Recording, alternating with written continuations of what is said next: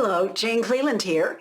And the question is, how do I communicate atmosphere that goes deeper beyond setting?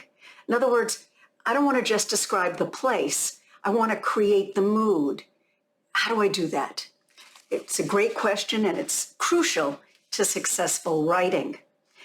You need to describe the place, of course, enough so that people can see it. But you want to do that through a character's experience of it. So the first tip I have for you is share setting from somebody's point of view. Let us know how your character feels about being in this place. Secondly, don't forget, atmosphere is more than just the physical locale or the time. Time and place are the two things you usually think of, but it's also language, food, culture, habits, traditions, how people interact with one another. Are they isolated? Is there a strong sense of community? Are people happy to be there? Are people there because they have no choice? Interesting, right?